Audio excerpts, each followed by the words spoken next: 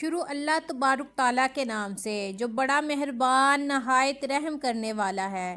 بھائیوں اور بہنوں، دنیا کے ہر کونے میں ہر انسان کسی نہ کسی پریشانی، تنگی یا دکھ سے گزر رہا ہے۔ کوئی مال کی تنگی میں ہے، کوئی رشتوں کی الجھن میں ہے، کوئی صحت کے مسائل میں ہے اور کوئی دل کی بے چینی میں ہے۔ انسان جب ہر دروازے پر دستک دے کر مایوس ہو جاتا ہے تو ایک در ہے جو کبھی بند نہیں ہوتا، اللہ رب العزت کا در۔ وہ رب جو اپنی رحمت کو اپنے غضب اور غالب رکھتا ہے، اور رب جو اپنے بندے کی صرف آہ پر قہر واپس کھینچ لیتا ہے۔ اللہ رب العزت کے صفاتی ناموں میں ایک ایسا رحمان یعنی نہایت مہربان، اسی طرح الغفور الحلیم بھی اس کی رحمت اور بردباری کو ظاہر کرتے ہیں۔ لیکن ناظرین، ہمیں یہ یاد رکھنا چاہیے اللہ جبار القہر بھی ہے۔ جب بندہ حد سے تجاوز کرتا ہے، گناہوں کی دلدل میں اترتا ہے تو کبھی نہ کبھی رب کائنات غضبانہ بھی ہو جاتا ہے۔ لیکن اللہ رب العزت اپنے غضب کو ٹھنڈا کرنے کے لیے اپنے کلام میں ایسے راز چھپا دیے ہیں جن کو ہم تسبیحات کہتے ہیں۔ ناظرین، یہ وہ الفاظ ہیں جنہیں پڑھ کر نہ صرف بندے کے گناہ معاف ہو جاتے ہیں بلکہ اللہ کا غضب بھی ٹھنڈا ہو جاتا ہے۔ اس کی رحمت بارش کی قطروں کی طرح برسنے لگتی ہے۔ پیارے آقا کا فرمان ہے، جب بندہ اللہ کا ذکر کرتا ہے تو اللہ کی رحمت اس پر چھا جاتی ہے۔ فرشتے اس کے لیے دعائیں کرتے ہیں، اللہ کی ناراضگی دور ہو جاتی ہے۔ تو ناظرین، ایک ایسی ہی تسبیح ہے جس کا ذکر حدیثات میں آیا ہے، وہ تسبیح سبحان اللہ و بحمدہ سبحان العظیم۔ ناظرین، یہ دو جملے اللہ کے وہ کلمات ہیں جو اس کے سب سے پسندیدہ الفاظ میں شامل ہیں۔ اس کی عظمت کا اندازہ اس بات سے لگایا جا سکتا ہے کہ نبی صلی اللہ علیہ وسلم نے فرمایا، یہ دو کلمات اللہ کو بہت محبوب ہے، زبان پر ہلکے ہیں، میزبان میں باری، اللہ کے نزدیک محبوب۔ ناظرین، یہ تسبیح نہ صرف بندے کو گناہوں کو مٹاتی ہے بلکہ اللہ کے غصے کو بھی ٹھنڈا کرتی ہے، جیسے کہ حدیث شریف میں آتا ہے کہ جس نے ایک دن میں سبحان اللہ و بحمدہ سبحان العظیم 100 مرتبہ پڑھا، اس کے تمام گناہ معاف کر دیے جاتے ہیں، خواہ وہ سمندر کی جاگ کے برابر ہی کیوں نہ ہو۔ بھائیوں اور بہنوں، یہ تسبیح ایک ایسی روحانی عمل ہے جو نہایت آسان مگر اس کا اثر بے حد گہرا۔ اللہ رب العزت جب بندے کی عاجزی، ندامت اور ذکر محسوس ہوتا ہے تو وہ فوراً اپنی رحمت کے دروازے کھولتا ہے۔ اسی وقت جب دنیا فتنوں پر باری ہوتی ہے تو انسان گناہوں کی آلودگی میں گھرا ہوا، نافرمانی عام ہو چکی، تو ہمیں تسبیحات کی طرف پلٹنے کی شدت ضرور ہے۔ جو تسبیح اللہ کے غصے کو ٹھنڈا کر دے، وہ تسبیح ہماری زندگی کے بگڑے حالات سنوار دیتی ہے، ہماری دعاؤں کو قبول کرتی ہے، ہماری آخرت کو روشن بنا سکتی ہے۔ بھائیوں اور بہنوں، دنیا میں بے شمار طاقتیں، بے شمار حکومتیں ہیں، لیکن سب سے زیادہ بالا اور برتر ذات صرف اور صرف اللہ کی ہے۔ وہ خالق ہے، مالک ہے، رب ہے، رزق ہے، وہ قہار ہے، رحمان ہے، رحیم ہے، ہر فیصلے حکمت سے بھرپور ہے، اس کی صفت ایک مکمل حقیقت۔ مگر ناظرین، انسان کی عقل اثرت ایک سوال اجلتی ہے، کیا اللہ صرف رحم کرنے والا ہے؟ وہ ناراض بھی ہوتا ہے؟ اللہ کے غضب اس کی رحمت کا قرآن و حدیث کی روشنی میں موازنہ فرمائیے۔ اللہ تعالیٰ کی صفت و غضب یعنی ناراضگی قرآن مجید کے کئی مقامات پر بیان ہوئی ہے، لیکن یہ بات انتہائی اہم ہے، اللہ کا غضب کبھی بھی بغیر وجہ کے ظاہر نہیں ہوتا، وہ اپنی مخلوق پر مہربان ہے، مگر جب انسان سرکشی، نافرمانی اور ظلم کی حد پار کر لے تو اللہ کے غضب کی چنگاریاں جھڑک اٹھتی ہیں۔ سورۃ بقرہ میں اللہ تعالیٰ ارشاد فرماتا ہے کہ اللہ کا غضب نازل ہوا، یہ اس لیے کہ وہ اللہ کی آیت کا انکار کرتے، نبیوں کو ناحق قتل کرتے، نافرمان سے حد سے بڑھ جاتے۔ یہ آیت یہود کے اعمال پر نازل ہوئی، جنہوں نے اللہ کی نعمتوں کے باوجود انکار کیا اور حد سے تجاوز کیا۔ اسی طرح سورۃ المائدہ میں ارشاد باری تعالیٰ ہے، تم ان میں سے بہتوں کو دیکھو، وہ کافروں سے دوستی کرتے ہیں، یقیناً وہ جو کچھ کرتے ہیں وہ برا ہے، اس پر اللہ کا غضب نازل ہوتا ہے اور ہمیشہ کے لیے عذاب میں رہیں گے۔ اسی طرح سورۃ الفتح میں ارشاد باری تعالیٰ ہے کہ ان پر اللہ کا غضب ہے اور ان پر لعنت کی اور ان کے جہنم اختیار کی اور وہ کیا ہی برا ٹھکانہ ہے۔ ناظرین، یہ تمام آیت اس حقیقت کو واضح کرتی ہیں کہ اللہ رب العزت کا غضب ناحق نہیں ہوتا بلکہ کفر، ظلم، نفاق اور اللہ اور اس کے رسول کی نافرمانی کے بعد ظاہر ہوتا ہے۔ اللہ تعالیٰ کی رحمت ہر چیز پر غالب ہے۔ جہاں قرآن مجید اللہ کے غضب کا ذکر ہے، وہاں اس کی رحمت بھی بیان کی گئی ہے۔ اللہ کی رحمت اس کے غضب سے زیادہ ہے، جیسا کہ نبی صلی اللہ علیہ وسلم فرماتے ہیں کہ اللہ رب العزت نے رحمت کو 100 حصوں میں تقسیم کیا اور یہی ایک حصہ دنیا میں رکھا جسے مخلوق ایک دوسرے پر رحم کرتی ہے، باقی 99 حصے اس نے اپنے لیے محفوظ رکھے قیامت کے دن کے لیے۔ اسی طرح قرآن میں بھی اللہ کی رحمت بجا بیان آیا ہے، جیسا کہ سورۃ الاعراف میں ارشاد باری تعالیٰ ہے کہ میری رحمت ہر چیز پر وسیع ہے۔ ناظرین، یہ وہ آیت ہے جو اللہ اور اس کے فرمان کو بیان کرتی ہے کہ وہ اپنے بندوں پر رحم کرنے والا ہے، چاہے وہ کتنے ہی گناہ گار کیوں نہ ہوں۔ بالکل اسی طرح سورۃ الزمر میں ارشاد ہے، کہہ دو اے میرے بندو جنہوں نے اپنی جانوں پر زیادتی کی، اللہ کی رحمت سے نا امید ہوئے، بے شک اللہ سارے گناہ معاف کر دیتا ہے۔ اور ناظرین، یہ آیت ان سب گناہ گاروں کے لیے امید کی کرن ہے جو توبہ کے دروازے پر آنا چاہتے ہیں۔ سورۃ النحل میں اللہ رب العزت ارشاد فرماتے ہیں، اگر تم اللہ کی نعمتوں کو گننے لگو تو شمار نہ کر سکو، اور کی رحمت کی وسعت کو اظہار ہے جو ہر لمحہ ہمارے ارد گرد ہے۔ اسی طرح رسول اللہ سے ایک حدیث قدسی روایت ہے کہ میری رحمت میرے غضب پر غالب آ چکی ہے۔ ناظرین، یہ حدیث نہایت اہم ہے کیونکہ اس میں اللہ رب العزت خود اپنی صفت رحمت کی برتری کا اعلان فرما رہا ہے۔ یہ اعلان ہمیں مایوسی سے نکالتا ہے اور توبہ کی امید دلاتا ہے۔ ناظرین محترم، انسان جب ذکر الہی سے دور ہو جاتا ہے تو اس کی زندگی میں بے برکتی، بے چینی، مصیبتیں بڑھنے لگتی ہیں۔ اللہ کی ناراضگی صرف گناہوں سے نہیں بلکہ غفلت سے بھی ظاہر ہوتی ہے، اور یہی وہ مقام ہے جہاں تسبیح کا کمال سامنے آتا ہے۔ اللہ رب العزت خود قرآن مجید میں ارشاد فرماتا ہے، اللہ کی تسبیح کرو صبح اور شام۔ ناظرین، تسبیح اللہ یاد ہے، اس کا جلال ہے، اس کے حضور عاجزی کا اظہار ہے، اور جب بندہ رب کو پکارتا ہے تو اللہ کا قہر نرمی میں بدل دیتا ہے۔ یہ دنیا ایک امتحان گاہ ہے جہاں انسان کے اعمال اسے اللہ کی رحمت کے قریب بھی لے جا سکتے ہیں اور دور بھی لے جا سکتے ہیں، لیکن اللہ رب العزت نے ہر لمحہ بندے کو واپس پلٹنے کا موقع دیا، اور یہ موقع توبہ، دعا اور ذکر کے ذریعے ہی ممکن ہے۔ ناظرین، دنیاوی زندگی ہم سب کسی طاقتور کے در پر جاتے ہیں تو اس سے بات کرنے کا ایک خاص طریقہ، ایک خاص آداب اور الفاظ ہوتے ہیں، لیکن جب ہم رب العالمین کے دربار میں حاضر ہوتے ہیں تو سب سے زیادہ محبت کرنے والا، سب سے زیادہ سننے والا، سب سے زیادہ معاف کرنے والا، اس رب کو راضی کرنے کے لیے جو سب خوبصورت ذریعہ ہے وہ تسبیح ہے۔ اور تسبیح صرف زبان سے ادا کیے جانے والے الفاظ نہیں بلکہ دل کا جھکاؤ، روح کا جھکاؤ اللہ کی عظمت کا عملی اعتراف ہے۔ سامعین اکرم، تسبیح عربی لفظ تسبیح سے نکلا ہے جس کے معنی اللہ کی پاکی بیان کرنا، اور تسبیح کے ذریعے ہم اللہ کی بڑائی، عظمت اور کمال کو مانتے ہیں۔ جب بندہ دل سے اللہ کی تسبیح کرتا ہے تو زمین، آسمان، ہوا، پانی، حتیٰ کہ کائنات کی ہر چیز اس کے ساتھ شامل ہو جاتی ہے۔ تسبیح ایک ایسا عمل ہے جو دل کو اللہ کے قریب اور زندگی کو بابرکت بناتی ہے۔ قرآن مجید میں تسبیح کا تذکرہ تقریباً ہر دوسرے پارے میں آتا ہے۔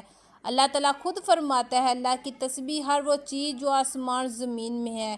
اسی طرح سورۃ الحشر میں بھی فرمایا کہ وہی اللہ ہے جس کی ہر وقت ہم تسبیح بیان کرتے ہیں، صبح و شام، رات کے کسی حصے میں بھی۔ یہ آیت ہمیں یہ سکھاتی ہے، تسبیح کوئی اختیاری عبادت نہیں بلکہ فطری عمل ہے۔ اگر انسان نہ کرے تب بھی کائنات اللہ کی تسبیح کر رہی ہے۔ اللہ تعالیٰ جس طرح اپنی ذات بے مثل اور بے مثال ہے، اسی طرح اس ہر صفت ازلی، ابدی اور لامحدود ہے، تاہم اس کی صفت رحمت سب سے بڑھ کر ہے۔ قرآن مجید میں ارشاد ہے کہ میری رحمت وسیع ہے ہر شے پر۔ عالمین عرش مومنین کے حق میں اللہ کے حضور بخشش کی دعا کے وقت کہتے ہیں، پروردگار تیری رحمت ہر چیز پر پھیلی ہوئی ہے، بس تو بخش دے ان لوگوں کو جو توجہ کریں۔ اسی طرح ناظرین، بخاری اور مسلم کی حدیث میں بھی اللہ کی رحمت کا مظاہرہ ہے، جو شخص نیکی کا ارادہ کرتا ہے اس کے نامہ اعمال میں ایک نیکی کا ثواب لکھ دیا جاتا ہے، اگرچہ وہ شخص اپنے ارادے پر عمل نہ کر سکے۔ اگر وہ اپنے ارادے کے مطابق نیک عمل کرے تو 10 نیکیوں کے برابر بلکہ 100 سے بھی زیادہ نیکیوں کا ثواب دیا جاتا ہے، جبکہ اس کے برعکس اگر کوئی برائی کا ارادہ کرتا ہے تو اس کے حساب میں وہ برائی نہیں لکھی جاتی، بلکہ اگر وہ برائی کے ارادے پر عمل نہیں کر پاتا تو اسے ایک نیکی کا ثواب ملتا ہے۔ اگر وہ اپنے برے ارادے کے مطابق برائی کرے تو اس کے نامہ اعمال میں صرف ایک ہی برائی درج کی جاتی ہے۔ اللہ تعالیٰ اپنے بندوں پر مہربان ہے، اپنے بندوں کی خطائیں معاف کرنے والا ہے، نیک کام زیادہ سے زیادہ ثواب دیتا ہے۔ ارشاد باری تعالیٰ ہے کہ وہ کوئی ایک نیکی لاتا ہے اس کے لیے 10 گنا اجر ہے، جو کوئی ایک برائی لاتا ہے تو اسے اسی کی جزا ملے گی اور لوگوں پر ظلم نہیں کیا جائے گا۔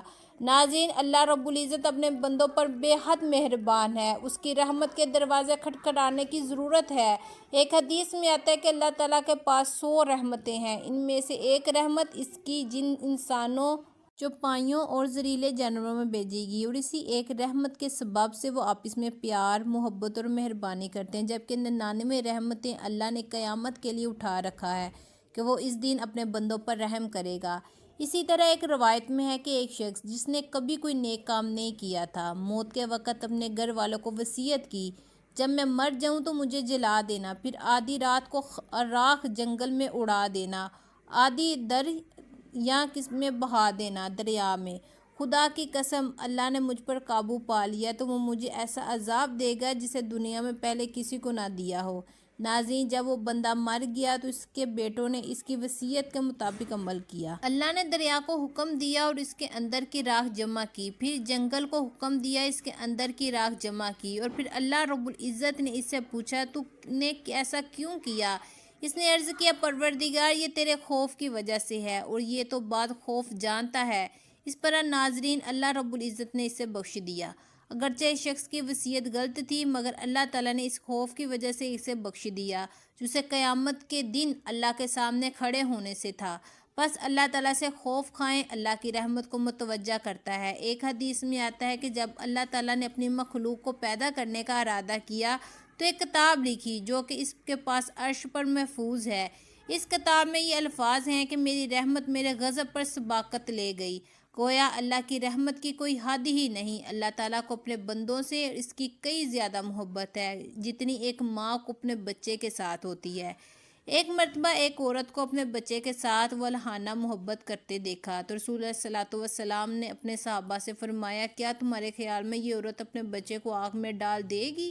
صحابہ نے عرض کیا، یا رسول اللہ، ہرگز نہیں۔ اس پر آپ صلی اللہ علیہ وسلم نے فرمایا کہ اللہ اپنے بندوں پر اس سے بھی زیادہ رحم کرنے والا ہے جتنا یہ عورت اپنے بچے پر مہربان ہے۔ ناظرین، پروردگار بھی اپنے بندوں پر مہربان ہے، مگر پھر بھی انسان اپنی بردروش، سرکشی اور نافرمانی کی وجہ سے عذاب کا مستحق بن جائے۔ سوچئے اس کی بڑی بدبختی اور محرومی کیا ہوگی۔ حضرت عبداللہ بن عمر کہتے ہیں، ہم کسی غزوہ میں نبی کریم کے ساتھ تھے۔ آپ صلی اللہ علیہ وسلم ایک جماعت کے قریب سے گزرے اور پوچھا کہ تم لوگ کون ہو؟ انہوں نے عرض کیا، ہم مسلمان ہیں۔ اس جماعت میں ایک عورت ہانڈی پکار رہی تھی، اس کا بیٹا اس کے پاس بیٹھا تھا۔ جب آگ کا شعلہ بلند ہوتا تو عورت لڑکے کو پیچھے ہٹا لیتی اور پھر نبی کریم کی خدمت میں حاضر ہوئی اور عرض کیا، اے اللہ کے رسول! آپ صلی اللہ علیہ وسلم نے فرمایا، ہاں تو؟ عورت نے پوچھا کہ میرے ماں باپ آپ پر قربان، اللہ بہت رحم کرنے والا نہیں ہے؟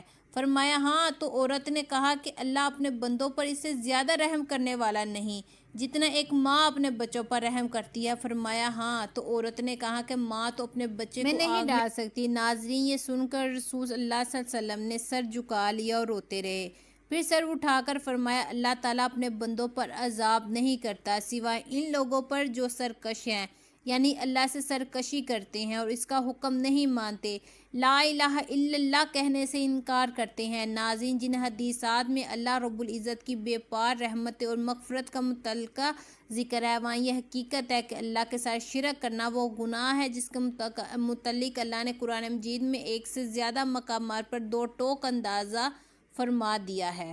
شرک اللہ کے نزدیک ناقابل بخشش گناہ ہے۔ اللہ تعالیٰ بے پار رحمتیں کے باوجود اللہ تعالیٰ کے عذاب کا مستحق ہو جانا بھی عین ممکن ہے۔ تو معلوم ہوا اللہ تعالیٰ کی بے پار رحمتیں مغفرت کا امیدوار ہونے کے لیے لازم ہے کہ بندہ اپنے آپ کو نیک اعمال، توبہ، استغفار اس کے ذریعے اس کا اہل بنانے کی کوشش کرتا ہے، اللہ تعالیٰ کے احکامات کو مانے، حقوق اللہ، حقوق العباد کی ادائیگی کی کوششیں کرے، اللہ کے غضب کو دعوت دینے والے کام نہ کرے، استغفار کو اپنا شعار بنائے اور شریکہ اموال سے سخت انتخاب کرے، کیونکہ شرک بندے کو اللہ کی بے پار رحمتوں سے محروم کر دیتا ہے۔ قرآن مجید میں ارشاد باری تعالیٰ ہے، بے شک جس شریک ٹھہرایا اللہ پس احرام کی اللہ اس پر جنت کا ٹھکانہ دوزخ ہے۔ محترم، آئیں آج کا وظیفے کی جانب چلتے ہیں۔ سب سے پہلے آپ نے حضور پاک صلی اللہ علیہ وسلم کی ذات اقدس پر درود پاک کا نذرانہ پیش کرنا ہے۔ درود پاک آپ کوئی سا بھی پڑھ سکتے ہیں، آپ چاہے تو آسان اور مختصر سا بھی درود پڑھ سکتے ہیں۔ پھر بھی نماز والا درود یعنی درود ابراہیم پڑھ لیں، چونکہ درود ابراہیمی کی فضیلت تمام درودوں میں سب سے زیادہ ہے، اور پیارے آقا علیہ الصلوۃ والسلام بھی تمام درودوں میں درود ابراہیمی کو ہی سب سے زیادہ پسند کرتے ہیں، لہٰذا کوشش کیجیے آپ درود ابراہیمی ہی پڑھ لیں۔ آئیں خیر و برکت اور ثواب کی نیت سے ایک مرتبہ میرے ساتھ بھی درود پڑھ لیں۔ اللہم صلی علی محمد وعلی آل محمد کما صلیت علی ابراہیم وعلی آل ابراہیم انک حمید مجید، اللہم بارک علی محمد وعلی آل محمد کما بارکت علی ابراہیم وعلی آل ابراہیم انک حمید مجید۔ درود کے بعد سبحان اللہ و بحمدہ سبحان العظیم پڑھنی ہے۔ اس کے بعد آپ نے استغفر اللہ ربی من کل ذنب اذنبت واتوب الیہ پڑھنا ہے۔ اس کے بعد 3 مرتبہ سورۃ اخلاص پڑھنی ہے۔ بسم اللہ الرحمن الرحیم، قل اللہ احد اللہ الصمد لم یلد ولم یولد ولم یکن لہ کفوا احد۔ سورۃ اخلاص 3 مرتبہ پڑھنے کے بعد آخر میں درود پاک پڑھنا ہے، جو کہ آپ نے شروع میں پڑھا تھا۔ ناظرین، روز 1 مرتبہ یہ تسبیح پڑھنا اپنا معمول بنا لیں، انشاءاللہ اللہ کے غضب سے امن ملے گا، دل کو سکون ملے گا، زندگی میں برکت آئے گی۔ یہ تسبیح انشاءاللہ آخرت میں بھی نجات کا ذریعہ بنے گی۔ اللہ سے دعا ہے ہم سب کو نیک اعمال کرنے کی توفیق عطا فرمائے، آمین یا رب العالمین۔ بھائیو اور بہنوں، آخر میں آپ سے گزارش ہے، اگر آپ اپنے رزق میں وسعت، برکت اور کشادگی چاہتے ہیں، اللہ تبارک تعالیٰ کا انتہائی طاقتور صفاتی نام یا رحمان کومنٹس باکس میں ضرور لکھیں۔ یہ لکھنے سے آپ کے کاروبار میں برکت ہوگی۔ اللہ تعالیٰ آپ کا حامی و ناصر ہو۔ اگلی ویڈیو تک اللہ حافظ، فی امان اللہ۔